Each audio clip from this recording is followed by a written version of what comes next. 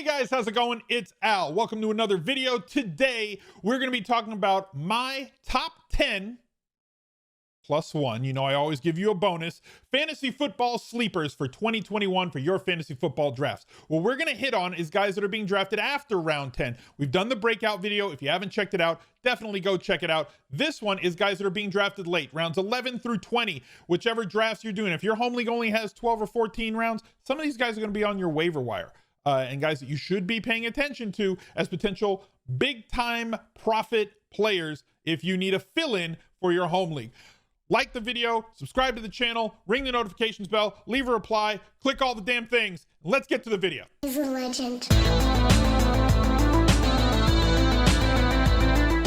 All right, if you guys haven't already, you need to go over and join the Smiz Gang Discord. We have plenty of channels in there. If you're not a subscriber on Twitch or not a channel member on YouTube, you can see them. They're right down here. Tell you what, they're not all that heavily trafficked. All the action happens all the way up here in the VIP only rooms. Oh, look at there. UNC saying hi to everybody in the subs. NFL, general, NBA, MLB, PGA, NHL, UFC, betting, NFT talk, season long. We got pictures of people's pets. We got food talk. Everybody's just kind of hanging out. So click the link down below in the pinned comment down below. Jump into the Smiz Life Discord. And if you go up to the instructions folder, if you're a channel member on YouTube or if you're a subscriber on Twitch, you get access to these subs only rooms. It's the biggest value add that we got on the channel. You'll always have somebody to talk to about daily fantasy NFL, lineup building, MLB, NBA, whatever. So come join the Smiz Gang and we'll see you over in Discord. So as I said, sleepers are players that are being drafted outside of the top 10 rounds. And right now, Trevor Lawrence, yeah, you know who he is, but he's being drafted right now at as an ADP of 134. The quarterback 16 off the board. That's behind guys like Trey Lance, who's I think is going to be very good and has a great run in this year, but he's not starting and we don't know when he's going to. And Justin Fields for the Bears being drafted behind those two guys who don't have a job right now yet. They should.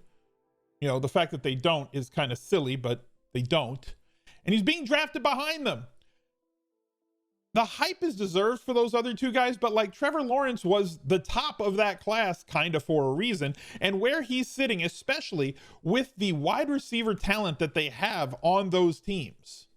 You know, on this team with the Jaguars, with LaVisca, with DJ Chark, with the players that they have, and as good as James Robinson did in the passing game last year, there's options for him to do well. Well, I don't want to draft a pocket QB. Well, guess what? Trevor Lawrence is not a pocket QB. At worst, he's a pocket plus QB. We're talking about a guy who in college at Clemson averaged over 30 rushing yards per game. He's no slouch on the ground, so he's not going to be somebody like those other two guys who could rip off 8 to 12 runs for 50 to 75 yards a game and really boost the floor. But he's not a zero. He's not, you know, Tom Brady. He's not Matt Ryan. He's not a statue pocket guy. So he's going to add you some value on the ground. Has a little bit of swag, looked outstanding in the preseason, and that offensive line has improved as well. So Trevor Lawrence is somebody that you should be targeting outside of the top 10 rounds. Guess what? Famous Jameis is back. I have one question for you when it comes to Jameis Winston. What if the LASIK worked? What if he can see clearly now and the picks are gone? If you're in a league that takes away points for interceptions, all of a sudden you've got a guy who can like post numbers. You know he's going to challenge down the field. The last time he was a starting QB, he threw for like 5,000 yards and 30 plus touchdowns. Now he doesn't have the weapons on this New Orleans Saints team, at least not right now with Michael Thomas out, as he did on that Buccaneers team back then. But like, he's a slinger. And where he's being drafted right now, considering he's the 164th pick off the board as the QB 21, albeit that is rising a little bit. He has enough weapons to post really solid numbers. You're not drafting these guys as your starting QB, but if you're drafting Jameis as a QB2 right now, you could do a whole lot worse. And you're getting him at a really, really cheap price that's allowing you to load up on running backs and wide receivers and not spend a whole lot of draft equity on your QB2 with some big time upside here for what has been historically a really good offensive team. Mac Jones. Back then, they didn't want him. Right now, they're all on him. Mac Jones stepping into the starting role for the New England Patriots. Now, this offense is not going to be the same Patriots offense that it was under Tom Brady. Anybody that's pretending that it is kidding themselves. He's got an ADP of 208, though, and was being drafted when I wrote down the notes for this as the QB 31. That's going to change. He's going to move up draft boards. So, like, you're not going to get him at 208 anymore, but he's not going to go much past like 185 at least. I don't think he should, based on the talent of this offense and everything that's around him. He does have quality pass catchers on this team with Aguilar. I know somebody's going to make a joke that Aguilar is a wide receiver but not a pass catcher. Jacoby Myers, the 2 tight ends that they brought in with Hunter Henry and Jonnu Smith. There's weapons, as well as James White out of the backfield. So there's guys that he could throw the ball to. He was PFF's number 1 rated quarterback in the preseason, so it's not like he didn't do well. He earned this job. And is being drafted basically too low for a starting quarterback. Again, a guy that you're drafting as your QB2. Somebody who left that team is SONY MICHEL. Now, what I want to look at here is not that I think SONY MICHEL is like the be-all, end-all and a great play. He just makes the list with an ADP of 122 as the RB 38 off the board. It's just that there's such a massive ADP gap right now between SONY MICHEL and Darrell Henderson, because I think people are overestimating what Henderson's role is going to be on this team. We've spoken so much this offseason that running backs just don't carry the ball or see over 65 or 70% of their team's snaps or touches at the position. Well, they just spent some draft equity in the future by trading a couple of draft picks to go get SONY MICHEL. He wasn't just sitting around the free agent wire. They went out and they got him. He's not going to have a 10% or a 20% role. And since Todd Gurley a couple of seasons ago, no Rams running back has kind of had that sort of job. Think of last season when they had Cam Akers as a rookie and they played Henderson a whole bunch. And they also played Malcolm Brown a whole lot. So I think that it's going to be closer to a split role between Henderson and SONY MICHEL than the ADP is allowing us to believe. We should see an increase in the targets that SONY MICHEL has seen in the past.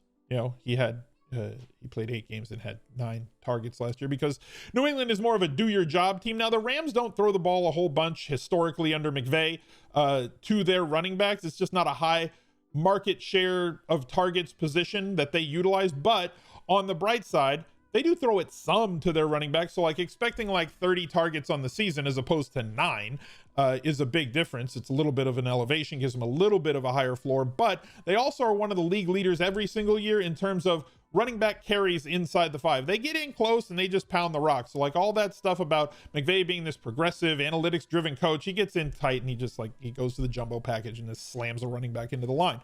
Now, while that may not be efficient, it's great for us in fantasy, and considering that ADP gap, SONY MICHEL should outperform his 122 ADP. Damien Williams is another one of those guys. With Tariq Cohen going on the physically unable to perform list, say that 5 times fast, the PUP list, he steps into that Tariq Cohen role at worst, right? So if he takes over Tariq Cohen's work from past years, and look, no offense to Tariq Cohen, I just think that Damien Williams is better at football than Tariq Cohen is. He's a little bit bigger. He's a little bit more susceptible to being able to run the ball 10 times a game than Tariq Cohen ever was. So if he steps into like a Tariq Cohen plus role with this Bears team, now you have yourself a 40% running back, somebody who's going to see 40% of the snaps and get 40% of the touches, including a lot of that very important work in the passing game. This is the 0 RB type guy that we've been targeting all offseason. A lot of the 0 RB guys that we were targeting, Darrell Henderson, Gus Edwards, James Robinson, guess what? They're not available here anymore because they were 40% guys, and then the guy in front of them got hurt, and now they're 60, 70% guys. That's where you're drafting, and that's why you're drafting players like Damien Williams, guys who have a role, can contribute to your teams right now when you draft them. And an ADP of 166 is the 49th running back off the board. You're not paying a really high price at all, and the amount of profit that you can get if something happens to Dave Montgomery, and running backs are always susceptible to injury. It's the most fragile position in fantasy football. It's a lot like closers for you fantasy baseball players, where like if you spend draft equity on a closer, you know that like 40% of the guys who start the season as a closer don't end the season as the closer. It's very similar in fantasy football. 40% plus of the guys who you draft as starting running backs are not the starting running back by the end of the season. So when you're getting somebody who already has a role like Damien Williams and can contribute to your fantasy teams, not as a lead running back, but as an RB3, 4, you're getting somebody who's a 40%er with upside, and the draft price is not expensive. Another guy that's cut from that same cloth right now is Ramondre Stevenson. This goes along with the SONY MICHEL trade. So Stevenson steps in to that 40% role on a do-your-job team. Now, it's not a 40% role. It never is with the Patriots. They all play 37%, right? So if Damian Harris plays like 40% and James White plays 30% of the snaps, that leaves 30% of the snaps for Ramondre Stevenson, who had as good a preseason as anybody could possibly have. The 225-pound running back carried the ball 30 times for 216 yards, 7.2 average per carry. If if you're wondering about the math on that, with 5 touchdowns. So here we have a 30 to 40% roll guy. Think about him as like the Rex Burkhead guy, but in the case of fragility, if that does rear its ugly head, you have a guy that's being drafted as the 155th player off the board, the RB 47, another 40%er that could pay off dividends, already going to give you a role, already going to have a job, already going to contribute a little bit. And if something happens, if fragility rears its ugly head, you have something that is not simply a lottery ticket. You have something that is a well thought out play for best ball that could turn into something. And if he's a draft and stash in your 12 or 14 round league for your home league, fine. If he's somebody that you need to pay attention to for your free agent budget, just know that he's there and who he is. Moving on to wide receiver, AJ Green. He's the Mark Twain of wide receivers right now. Rumors of his demise were greatly exaggerated. Yes, he's 33 years old. He's on the wrong side of it. Yes, he's in decline and he's not the player that he was before, but he's being drafted as the 152nd player on average, and he's the wide receiver 71. I'm going to go over to NFL Savant for a second. Let's click on the Cardinals and let's look at their target market shares from last season. DeAndre Hopkins going to get a lot of them. I don't think he's going to get 31% of the target market share this year like he got last year because of the increased depth that they have added at the position with Rondale Moore, kind of pivoting Fitzgerald to Moore, and then adding in AJ Green. They still have Christian Kirk. They still have Andy Isabella. They don't have Dan Arnold. So I would not be shocked to see DeAndre Hopkins still get like 100, and well, I can't say it because it's going to be 17 games instead of 16, but let's say if he gets 29% of the market share of targets, he'd still be one of the absolute league leaders and a monster in terms of overall targets. And then you're going to see, instead of Christian Kirk getting this 15%, I think here and here, this 13 to 15% is where we're going to see Rondale Moore and AJ Green sit, as these are the 3 guys who are going to be on the field the most. Then you're going to fill in with Christian Kirk as a rotation guy, Edmonds as a rotation guy as the running back who's going to be on passing downs most likely, and then kind of Andy Isabella. You're not going to see any of these Keyshawn Johnson. Like, these guys are not there now. So this is where it's going to concentrate. So getting AJ Green with that amount of targets, there we are. Figure like the possibility of 90 plus targets. Is that a monster season? No. Can it help you? Most definitely, considering the pace of this offense, how they like to throw, the fact that he is still a really, really solid end zone target type player, and on a team that is multifaceted, and they're not going to be, the focus is no longer on AJ Green. It's got to be a spy on Kyler. It's got to be double coverage over on the other side with Nuke Hopkins, and then AJ Green just kind of gets to be, if he's dusty, he's dusty, but like dusty with one-on-one coverage against secondary cornerbacks is way better than one-on-one with the best cornerback that the other team has to face. So AJ Green is going to have some sneaky games this year, and as I said, being drafted as the wide receiver 71, people have overreacted to the age, in my opinion. I think this position is great for him as a sleeper. Kind of hard to think of AJ Green as a sleeper, but here we are. Bryan Edwards. Smokey John Brown Smokey has requested a release from the Las Vegas Raiders, which means Bryan Edwards is going to start opposite Henry Ruggs, with Darren Waller patrolling all the sub 10-yard routes. He's not Terrell Owens. He's not Randy Moss. like John Gruden was alluding to, but he did have a fantastic camp, right? He was somebody who was impressing every single day at practice. He looked really good. He's locked into that starting role. Aguilar vacated 91 targets from last season. A 90 to 110 target season is not out of the realm of possibility. Being drafted as the 126th player overall and the wide receiver 61. Plenty of room for profit here, and you're drafting him in that place probably as your like wide receiver 5. So you're not spending starting draft equity on him for your lineups, and you could get a whole lot more in profit coming back. Jalen REAGOR, we know what was going on here last year. There was a lot of injuries. Looked great in camp as a rookie, was drafted ahead of Justin Jefferson. I'm looking at him as a post-hype sleeper here, considering that they also spent first-round equity on Devonta Smith, who has looked fantastic this preseason. And the presence of a player like Smith could take a lot of pressure off of Jalen REAGOR, because he's just not going to have to be the guy that gets a lot of attention. They're going to have to pay attention to Smith. I think that he's the real deal. But looking at the gap in ADP between Smith and REAGOR, with REAGOR going as the 141st player off the board, the wide receiver 66, definite sleeper here with big play potential, great downfield ability. And when you accelerate the amount of targets that he's going to get this season versus last, with the vacated targets, with him being healthy again, making circus catches during camp, somebody who does project to be somebody who I think could have a breakthrough season and being drafted super duper late. You can't teach tall. Donald Parham is 6'9" in an explosive offense, with only Jared Cook keeping him from being the primary tight end 1 on his team. There are very few red zone and end zone targets that have his sheer size and advantage over any defensive back or linebacker that they try to put in coverage against him.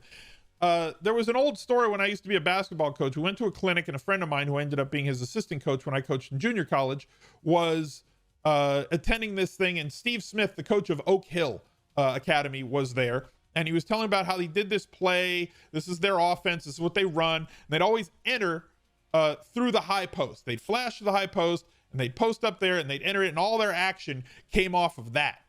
And so my friend Trevor asks, well, what happens if you can't enter it? What happens if they deny that? What happens if we can't enter it to the high post? And Steve Smith says, well, for the last 2 years, I've had Stackhouse in that position. So if they denied it, we would just kind of throw it higher.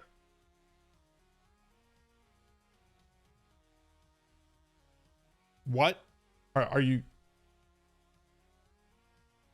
just throw it higher? Okay. Sure.